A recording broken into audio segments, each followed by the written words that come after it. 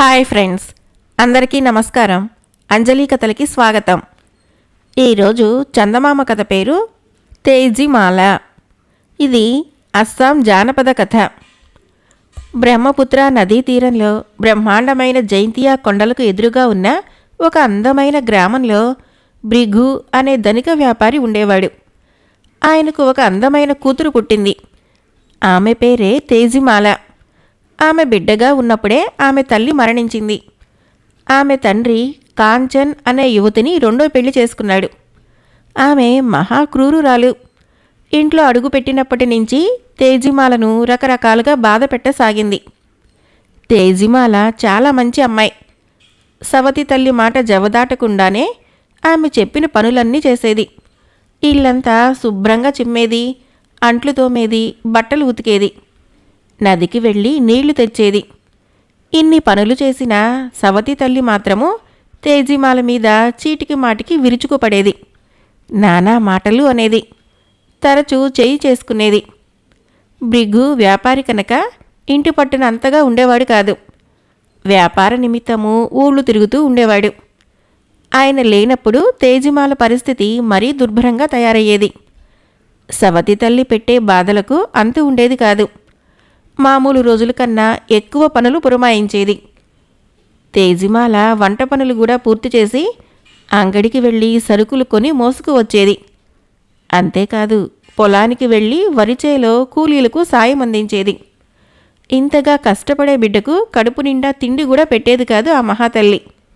రోజుకు ఒక పూట గంజే, అది కూడా ఉప్పు వేసిన గిన్నెడు పలుచటి బియ్యం గంజి, 2 మిరపకాయలు అంతే. తండ్రి ఊళ్ళో లేనప్పుడు తేజిమాలకి ఒంటి నిండా బట్టలు కూడా ఉండేవి కావు. చీలికలు పేలికలుగా ఉన్న బట్టలు చుట్టుకొని తిరుగుతూ ఉండేది. ఆమె తండ్రి తిరిగి వస్తున్నాడని తెలియగానే సవతి తల్లి వెళ్ళి 2 జతల కొత్త దుస్తులు తెచ్చి ఆమెకిచ్చేది. ఇన్ని బాధలు పెడుతూ ఉన్నప్పటికీ తేజిమాల సవతి తల్లిని పల్లెత్తు మాట అనేది కాదు. చాటున సైతం ఎవరితోనూ చెప్పుకునేది కాదు. అన్నిటినీ ఎంతో సహనంతో భరించేది. రోజులు గడవటంతో తేజిమాల పెరిగి యుక్త వయస్కురాలైంది.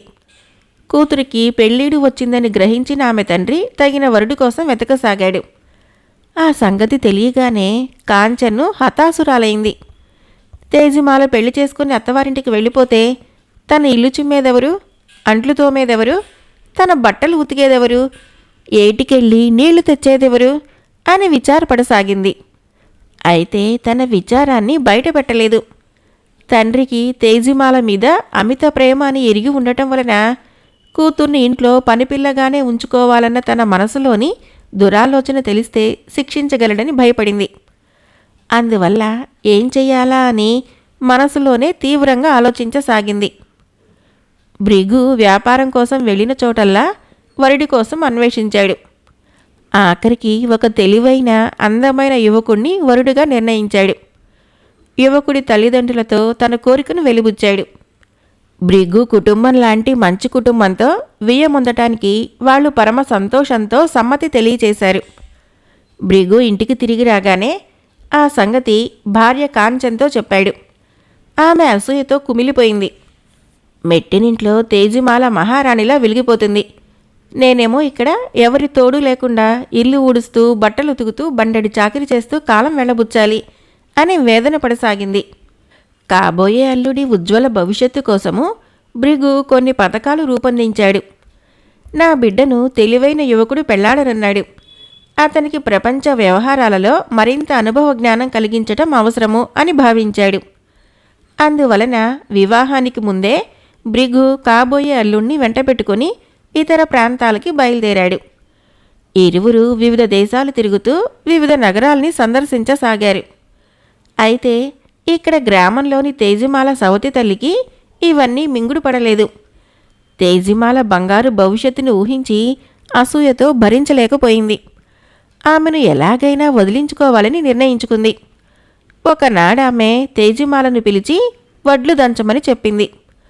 అమాయకురాలైన తేజిమాల తల వంచుకొని దంచిన బియ్యం నుంచి పొల్లు అది ఏరుతూ ఉన్నప్పుడు క్రూరురాలైన సవతి తల్లి ఆమె తల మీద రోకలితో బలంగా కొట్టింది. అంతే, తేజిమాల దెబ్బతో ప్రాణం విడిచింది. కాంచెను ఇల్లు ఎత్తుకుపోయేలా గట్టిగా అరుస్తూ శోకాలు పెట్టసాగింది. ఆమె అరుపులు విని పరిగెత్తుకు వచ్చిన ఇరుగు పొరుగు ఏమైంది అని అడిగారు. కాంచెను నెత్తి నోరు బాదుకుంటూ జుట్టు విరబోసుకొని, అయ్యో నేనేం చేయను, నా ప్రాణానికి ప్రాణంగా ఉన్న నా కూతురు చచ్చిపోయిందే, దానికి పెళ్లి కూడా కుదిరిందని మేమంతా మురిసిపోయామే, ఇప్పుడు ఇలా అయిపోయిందే అంటూ అది ప్రమాదవశాత్తు జరిగిన మరణమే అని గ్రామస్తులు నమ్మేలా శోకాలు పెట్టి ఏడ్చింది. వాళ్ళందరూ ఆమెను ఎంతో సానుభూతితో ఓదార్చి తేజుమాల శవాన్ని ఇంటి తోటలో పాతిపెట్టారు. ఒక వారం రోజుల తర్వాత తేజుమాలను పాతిపెట్టిన చోట ఒక గుమ్మడి మొలక మొలిచింది. ఆ గుమ్మడి తీగ చూస్తుండగానే చకచకా పెరిగి పెద్ద పెద్ద కాయలు కాసింది. ఒకరోజు దారిని వెళ్తున్న ఒకడు గుమ్మడికాయలను దొంగిలించాలని నెమ్మదిగా వెళ్ళి ఒక కాయను కోయబోయాడు. బాబూ, నన్ను ముట్టకండి, నేను గుమ్మడికాయను కాదు, తేజుమాలను అన్న మాటలు వినిపించడంతో ఆ మనిషి ఉలిక్కిపడి భయంతో అక్కడి నుంచి పారిపోయాడు. గుమ్మడికాయ చెప్పిన మాటలని తేజుమాల సవతి తల్లి కూడా వినది. దేవుడా, నా భర్త తిరిగి వచ్చి గుమ్మడికాయ ద్వారా అసలు సంగతి తెలుసుకుంటే నా గతేం కాను అనుకుంటూ వచ్చి గుమ్మడి పాదును నాశనం చేసింది. కొన్ని వారాల తర్వాత గుమ్మడి తీగ పడిన చోట ఒక మిరప మొక్క మొలిచింది. మరొక వారంలో చెట్టు నిండా ఎరుపు పచ్చ మిరపకాయలు కాశాయి. ఆ దారిన గుండా వెళ్లే పశువుల కాపర్లు కొందరు మిరపకాయలు కోసుకోవటానికి ప్రయత్నించారు.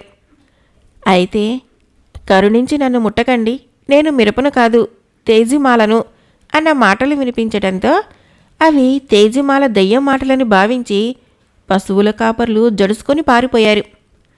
తేజుమాల సవతి తల్లి ఆ మొక్కను పీకి చిన్న భిన్నం చేసి బ్రహ్మపుత్ర నదిలోకి విసిరివేసింది. అది పడిన చోట ఒక అందమైన తామర తీగ మొలకెత్తింది. కొన్నాళ్లకి తామర పువ్వు పూచింది. ఆ సమయంలో తమ ప్రయాణాన్ని పూర్తి చేసుకుని ఇంటికి తిరుగు ప్రయాణమైన బ్రిగ్గు, ఆయన కాబోయే అల్లుడు ఒక చిన్న పడవలో అటుకేసి వచ్చారు.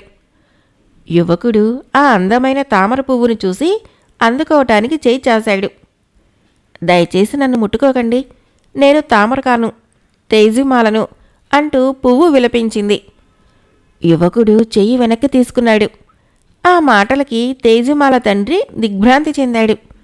తన కుమార్తె మరణించిన సంగతి కూడా ఆయన ఎరుగడు. అయితే వినిపించిన కంఠస్వరము తన కుమార్తెదే అని ఆయన గ్రహించాడు.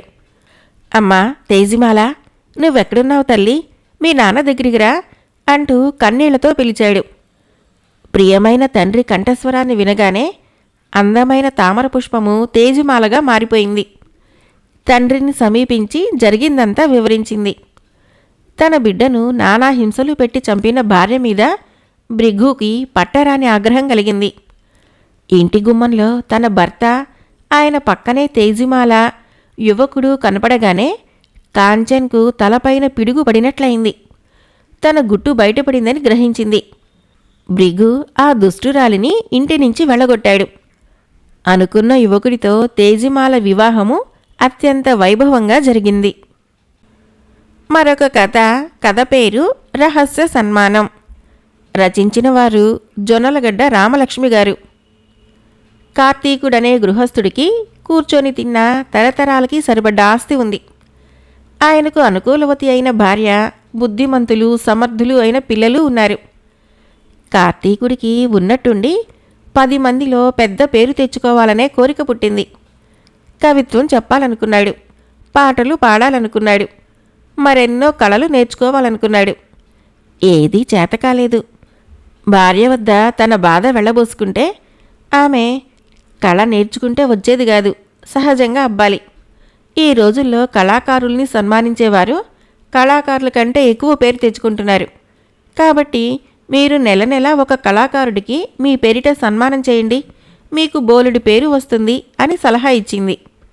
ఈ సలహా కార్తీకుడికి నచ్చింది. మున్ముందుగా సన్మానించటానికి ఆయన దేశంలో పేరుబడ్డ నటరాజయ్యను కలుసుకొని తన ఉద్దేశం చెప్పాడు. నటరాజయ్య నృత్య విద్యలో సాక్షాత్తు ఆ నటరాజస్వామి అవతారమేనని అంతా అంటూ ఉంటారు. ఆయన కార్తీకుడి ఉద్దేశాన్ని మెచ్చుకొని, నీ ఆలోచన నాకు నచ్చింది. అయితే నన్ను సన్మానించేటప్పుడు నా గొప్పతనం అర్థం చేసుకున్నవారు పక్కన ఉండాలి. వేదిక మీద ఏ కారణంగా నాకు సన్మానం జరుగుతున్నది చెప్పగలగాలి అన్నాడు. అయ్యా, మీ పేరు విని మిమ్మల్ని నేను ఎన్నిక చేశాను. వారు వీరు ఎందుకు, నేనే మిమ్మల్ని సన్మానిస్తాను అన్నాడు కార్తీకుడు. ఇందుకు నటరాజయ్య తల అడ్డంగా ఊపి, నీకు నాట్యం గురించి ఏమీ తెలీదు, కాబట్టి నన్ను సన్మానించే అర్హత నీకు లేదు. నాకు గురుస్థానంలో ఉండే నాట్యాచార్యుల ద్వారా నా ఎన్నిక జరగాలి. కళాకారుడికి సన్మానం కంటే కూడా సన్మానానికి తననెవరు ఎన్నిక చేశారన్నదే ముఖ్యం. నీవు ముందు సరైన న్యాయ నిర్ణేతలను సంప్రదించు అన్నాడు. అప్పుడు కార్తీకుడు నాట్యశాస్త్రంలో గురుస్థానంలో ఉన్న శంకరయ్యను కలుసుకున్నాడు. ఆయన వెంటనే, ఏ నిర్ణయమైనా ఒక్కరు తీసుకొనటం తగదు. నేను మరొక 2 నాట్య గురువుల పేర్లు చెబుతాను, వారిని కూడా సంప్రదించు. అంతా ఒప్పుకుంటే మేము ముగ్గురం కలిసి ఈ సంవత్సరానికి ప్రముఖ నర్తకుడెవరో నిర్ణయిస్తాము అన్నాడు. ఇందుకు కార్తీకుడు నిరుత్సాహంగా, అయ్యా, సన్మానము నటరాజయ్యకు జరగాలని నేను నిర్ణయించాను. తమరు నాకు చేయవలసింది మాట సాయం మాత్రమే. శంఖంలో పోస్తే కానీ తీర్థం కాదంటారని ఆ నిర్ణయం తమకు వదిలిపెట్టాను అన్నాడు. మేము నాట్య గురువులం, మేము నిర్ణయించిన వారిని నువ్వు సన్మానించాలి తప్ప నీవు నిర్ణయించిన వారిని మేము ఆమోదించము అన్నాడు శంకరయ్య కాస్త తీవ్ర స్వరంతో. కార్తీకుడు దిగులుపడి భార్యకు ఈ విషయం తెలిపాడు. ఆమె వెంటనే, న్యాయ నిర్ణేతలు ఎవరో అయితే పేరు వారికి పోతుంది. సన్మానం చేసేది మీరైనప్పుడు కళాకారుని ఎన్నిక చేసే హక్కు మీకుండాలి అన్నది. భార్య మాటలు కార్తీకుడికి బాగా నచ్చాయి. ఆయన సన్మానించడం కోసము కాళ్ళరిగేలా తిరిగితే అందుకు అతి కష్టం మీద 4 దొరికారు. ఒక కవి, చిత్రకారుడు, నృత్యకారుడు, గాయకుడు. వీళ్ళందరూ తమ తమ విద్యల్లో చాలా నేలబారు మనుషులు. మీ సన్మానంతో మాకు గుర్తింపు రావచ్చునని మా ఆశ అంటూ 4 ఏకకంఠంతో అన్నారు. కార్తీకుడు వాళ్ళని తనింటికి తీసుకొని వచ్చాడు. ఆయన భార్యాబిడ్డలు ఈ వచ్చిన కళాకారుల శక్తి సామర్థ్యాలను ఇట్టే గ్రహించగలిగారు. ఇప్పుడేం చేయటమా అని ఆలోచించగా వాళ్ళకొక ఉపాయం తోచింది. కార్తీకుడికి చెప్పారు. ఆయన చేసేదేమీ లేక సరేనన్నట్లు తల ఊపాడు. అప్పుడు కార్తీకుడు భార్య ఆ 4 అయ్యా, మా వారికి మొహమాటం ఎక్కువ. ఈ కళాపోషణ ఎక్కడ కీర్తి ప్రతిష్టలు తెచ్చిపెడుతుందో అని వారి భయం. అందుకని నేను మిమ్మల్ని కోరేదేమిటంటే, 4 ముందు మీకు చేసే సన్మానంలో మీకిచ్చేవి 116 వరహాలు. అదే రహస్యంగా ఎవరికీ తెలియకుండా సన్మానం చేయించుకుంటే మీకు 1116 వరహాలు లభిస్తాయి. ఏది మీకిష్టమో తేల్చుకోండి అన్నది. 1116 అనగానే 4 ఆశ పుట్టింది. సన్మానం అంటే సన్మానమే, అది బహిరంగంగా అయితేనేమి, రహస్యంగా అయితేనేమి అన్నారు వాళ్ళు. ఆ తర్వాత కార్తీకుడు భార్య నుంచి డబ్బు తీసుకొని ఆ 4 1116 ఇచ్చాడు. వాళ్ళు పరమానందంగా నమస్కరించి వెళ్ళిపోయారు. ఇది జరిగిన 2 వారాలకి ఒక అర్ధరాత్రి పూట ఎవరో కార్తీకుడి ఇంటి తలుపు తట్టారు. కార్తీకుడు తన్నే లేచి వెళ్ళి తలుపు తీసి ఆ వచ్చిన వ్యక్తి నటరాజయ్య కావటంతో ఎంతో ఆశ్చర్యపడ్డాడు. నటరాజయ్య ఒకసారి గొంతు సవరించుకొని, నా నృత్య కళను మెచ్చుకునేవారే కానీ డబ్బిచ్చి ఆదుకునేవారు బహు తక్కువ. నేనిప్పుడు ఆర్థికంగా చాలా చిక్కుల్లో ఉన్నాను. అయినప్పటికీ క్షమించకోర్తాను. అంతగా అర్హత లేని వారి నుంచి సన్మానం పొందే అపకీర్తికి భయపడి అప్పట్లో కాదన్నాను. నువ్వు రహస్యంగా సన్మానం చేస్తున్నట్లు తెలిసింది. రహస్యంగా ఉంచగలిగితే నీ నుంచి సన్మానం పొందడం నాకిష్టమే. ఎందువలనంటే 1116 నాకు చాలా పెద్ద మొత్తము అన్నాడు. అప్పుడు కార్తీకుడు ఆయనకి పాదాభివందనం చేసి, మీ మాటలు నాకు కర్తవ్య బోధ చేశాయి. ఇక మీదట నా పేరు కోసం ఇతరులకు సన్మానాలు చేయాలనుకోను. అవసరంలో ఉన్న కళాకారులందరినీ నా శక్తి మేరకు ఆదుకుంటాను అని చెప్పి నటరాజయ్యకు అవసరమైనంత డబ్బిచ్చి పంపించాడు. మరొక కథ పేరు తండ్రి కొడుకుల కథ. రచించిన వారు లక్ష్మీ గాయత్రి గారు. పూర్వము ఒకానొక పెద్ద పట్టణంలో సజ్జనుడు, గొప్ప సంపన్నుడు అయిన సోమనాథుడు అనే పెద్ద మనిషి ఒక ఆయన ఉండేవాడు. ఆయనకు లేక లేక ఒకే ఒక మగబిడ్డ కలిగాడు. చాలా కాలానికి కలిగిన బిడ్డ కదా అని దంపతులిద్దరూ పిల్లవాడిని అతి గారాబంగా పెంచుకొచ్చారు. అయితే వాడు మాత్రము వాళ్ళ గారాబానికి తగినట్టుగా బుద్ధిగా పెరగక పెంకెగా దుందుడుగుగా ప్రవర్తిస్తూ రాను రాను పెద్ద అహంకారిగా తయారయ్యాడు. ఇదంతా గమనిస్తూ ఉన్న సోమనాథుడు కొడుకు పెళ్ళిడికొచ్చినవాడు గనక వాడిని నేర్పుగా మంచి మార్గాన పెట్టడం ఎలాగా అని బాగా ఆలోచించి ఒక నిర్ణయానికి వచ్చాడు. ఒకనాడు సోమనాథుడు కొడుకును చేరబిలిచి, ఒరే బాబు, నువ్వు పెద్దవాడివయ్యావు. నీకు తగిన పిల్లను చూసి పెళ్లి చేయాల్సిన సమయం వచ్చింది. ఈ సందర్భంగా నీకొక కొత్త విషయం చెప్పదలిచాను, విను. నాకు కోదండపాణి, బలరాముడు అని 2 స్నేహితులున్నారు. చాలా కాలం నుంచి రాకపోకలు లేకపోయినా ఒకరి విషయాలు మరొకరికి తెలుస్తూనే ఉన్నాయి. వాళ్ళిద్దరివి కూడా ఒకప్పుడు సంపన్న కుటుంబాలే. అయితే కాలం కర్మం కలిసి రాక ఇప్పుడు ఇద్దరూ దీనస్థితిలోనే ఉన్నట్లు తెలిసింది. వాళ్ళిద్దరికీ చెరొక కూతురు, నీకు ఈడు కాగల వయసు వాళ్ళున్నారు. వాళ్ళిద్దరిలో ఎవరు నచ్చితే వాళ్ళని మా కోడలుగా చేసుకోవలసిందని స్నేహితులిద్దరూ నా దగ్గర వాగ్దానం తీసుకున్నారు. అందుచేత మనిద్దరము వెళ్ళి పిల్లలిద్దరినీ చూసి వద్దాము అని చెప్పాడు. ఇందుకు కొడుకు తండ్రి మాటలను తేలిగ్గా తీసిపారేస్తూ, ఏనాటి మాటో పట్టుకొని పైసాకు కొరగాని వాళ్ళని వెతుక్కుంటూ అంత దూరం వెళ్ళటం దండగా. నాన్న వద్దు, మనమేం వెళ్ళనవసరం లేదు అన్నాడు. కొడుకు మాటలకి సోమనాథుడు నొచ్చుకుని, అదేం మాటరా, నీకు వేరే సంబంధం నిశ్చయిస్తే నాకు ఆడి తప్పిన వాడినన్న పేరు కలకాలం ఉండిపోదా అన్నాడు. తండ్రి పట్ల కొద్దో గొప్పో గౌరవం కలవాడు గనక కొడుకు ఇక మారు మాట్లాడకుండా ఒప్పుకున్నాడు. తండ్రి కొడుకులిద్దరూ మర్నాటి ఉదయానే తమ గుర్రబండిలో బయలుదేరి ముందుగా కోదండపాణి ఉంటున్న చక్రధరపురం వెళ్లారు. వాళ్ళు అక్కడికి చేరేసరికి ఎండ బాగా పైకి వచ్చింది. ఊళ్ళో కొద్ది దూరం వెళ్ళాక సోమనాథుడు కాస్త శుభ్రంగా కనిపిస్తున్న ఒక మిద్దె ఇంటి ముందు బండి ఆపించి దిగాడు. ఇంటి యజమానిని కేకవేసి, అయ్యా, ఓగువాడ కోదండపాణి గారిలెక్కడో చెబుతారా అంటూ అడిగాడు. ఆ ఇంటి యజమాని సోమనాథుడి ధనిక వేషాన్ని, ఎంతో విలువైనదిగా కనిపిస్తున్న గుర్రబండిని చూసి మర్యాదగా సోమనాథుడిని సమీపించి, కోదండపాణి కోసం వచ్చారా అని మరేదో అడగబోయి సంశయిస్తున్నట్లు ఆగాడు. అది గ్రహించిన సోమనాథుడు, ఆయనతో వియ్యముందటానికి వచ్చానులేండి. బండిలో కూర్చున్న కుర్రవాడే పెళ్ళికొడుకు, నా ఏకైక సంతానం అన్నాడు. ఆ మాట వినగానే ఇంటి యజమాని పరమానందంగా, ఏమిటి, కోదండపాణి గారి అమ్మాయిని చూడవచ్చారా? రండి రండి, లోపలికి దయచేయండి అంటూ తండ్రి కొడుకులిద్దరినీ ఇంటి లోపలికి తీసుకుని వెళ్ళి మెత్తటి పరుపు పరిచి కూర్చోబెట్టాడు. తర్వాత వంటగదిలోకి వెళ్ళి నిమ్మరసము, ఉప్పు కలిపిన మజ్జిగ తీసుకొని వచ్చి, ఎండనపడి వచ్చారు, ముందు చల్లటి మజ్జిగ తాగండి అంటూ తండ్రి కొడుకులకు ఇచ్చాడు.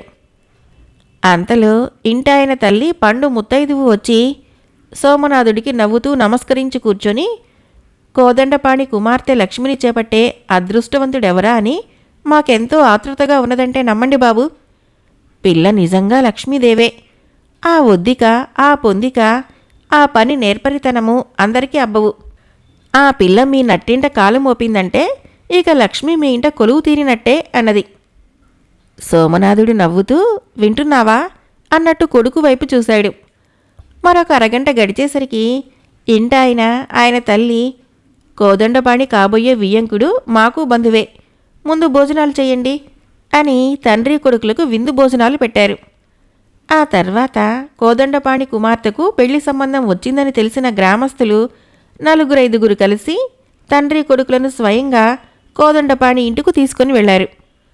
కోదండపాణి ఇల్లు బీదగా ఉన్నా పరిశుభ్రంగా కళకళలాడుతూ ఉన్నది. మిత్రుణ్ణి చూసి ఆనందంతో పొంగిపోయిన కోదండపాణి వాళ్లకు అతిథి మర్యాదలన్నీ గ్రామస్తులు చేసేశారని తెలుసుకొని నొచ్చుకున్నాడు. కొద్దిసేపు తర్వాత కోదండపాణి కూతురు లక్ష్మిని చూసి ఆమెతో మాట్లాడిన తండ్రి కొడుకులిద్దరూ గ్రామస్తులు ఆమె గురించి ఒక్క పొల్లు మాట కూడా మాట్లాడలేదని, ఆమె నిజంగానే అందగత్తే, తెలివితేటలు కలదని గ్రహించారు. కోదండపాణి ఇంట 1 గంటసేపు ఉండి సోమనాథుడు కొడుకుని వెంటబెట్టుకుని బలరాముడు ఉండే అనంతవరానికి బయలుదేరాడు. వాళ్ళు ఆ గ్రామం చేరేసరికి పొద్దుగూకి కనుచీకటి పడుతున్నది. గ్రామంలోకి ప్రవేశిస్తూనే ఎదుట పడిన వారిని కోదండపాణిని గురించి అడిగినట్లే తన రెండవ మిత్రుడు బలరాముడి ఇంటి గురించి విచారించాడు సోమనాథుడు. బలరాముడి పేరు వింటూనే గ్రామస్తుడు ముఖం చిట్లిస్తూ, బలరాముడి ఇల్లా? ఆ ఇంద్రభవనం చేరాలంటే చాలా సందులు గొంతులు తిరగాలి. ఇంతకు తమకు ఆ మహానుభావుడితో పనేంటో మరి అంటూ కాస్త వెటకారంగా ప్రశ్నించి సోమనాథుడు జవాబు వింటూనే, అబ్బో, బలరాముడితే వియ్యమే, మరింకేం వెళ్ళండి వెళ్ళండి అని చకచక అక్కడి నుంచి వెళ్ళిపోయాడు. ఆ తర్వాత సోమనాథుడు మరొక 3-4 ప్రశ్నించినా లాభం లేకపోయింది. ఎవరూ వాళ్లకు గుక్కెడు మంచినీళ్లు కూడా ఇవ్వడం కానీ, బలరాముడి ఇంటికి దారి చూపించడం కానీ చేయలేదు సరికదా, ఏవో సూటిపోటీ మాటలు విసురుతూనే వచ్చారు. చివరకు సోమనాథుడు నిట్టూరుస్తూ బండిలో కూర్చొని, కోదండపాణి నెమ్మదస్తుడు, వినయగుణం కలవాడు, లక్షాధికారి అయినప్పటికీ అందరితో మంచిగా మర్యాదగా ప్రవర్తించాడు. ఆ నైతిక బలమే ఈనాటి బీదస్థితిలో అతడికి కొండంత అండగా నిలిచి గ్రామస్తులంతా అతడితో బంధుత్వం కోరి వచ్చిన మనల్ని ఆదరించేలా చేసింది. బలరాముడు అహంకారి, ధనవంతుడినన్న గర్వంతో కన్ను మిన్ను కానకుండా ప్రవర్తించేవాడు. ఇప్పుడు ఆ ధనబలం లేకపోయేసరికి అతడి బతుకు నలుగురిలో నవ్వులు పాలైంది అని స్వగతంలా చెప్పుకొని, సరే, ఇక మనకు అతడింటికి దారి ఎవరూ చెప్పేలా లేరు, మన పాట్లు మనం పడి వెతుక్కోవలసిందే అన్నాడు కొడుకుతో. తండ్రి ఇలా అనగానే కొడుకు 1 నిమిషం తల వంచుకొని ఏదో ఆలోచిస్తూ ఊరుకొని, ఆ తర్వాత, వద్దు నాన్న, ఇక మనము బలరాముడి ఇంటికి వెళ్ళనవసరం లేదు. నాకు కోదండపాణి గారి అమ్మాయి లక్ష్మి నచ్చింది. కావాలంటే నువ్వెప్పుడైనా ఈ గ్రామం వచ్చి నీ పాతకాలపు స్నేహితుణ్ణి కలుసుకొని 4 మంచి మాటలు చెప్పు, సరిపోతుంది అన్నాడు. కొడుకు మాటల్లో కొత్తగా తొణికిసలాడుతున్న అణుకువ, వినమ్రత సోమనాథుడి మనసును ఉర్రూతలూగించింది. అతడు తన ఆలోచన ఫలించినందుకు తృప్తిగా నిట్టూర్చి, అలా చేద్దామంటావా? సరేలే, నీ ఇష్టప్రకారమే కాని అని బండితోలేవాడితో తమ గ్రామానికి బయలుదేరి వెళదామన్నాడు. కథ అయిపోయింది. ఫ్రెండ్స్, నా కథలు నచ్చినట్లయితే మన ఛానల్ని తప్పకుండా సబ్స్క్రైబ్ చేయండి, లైక్ చేయండి, షేర్ చేయండి, కామెంట్ చేయండి. Thank you.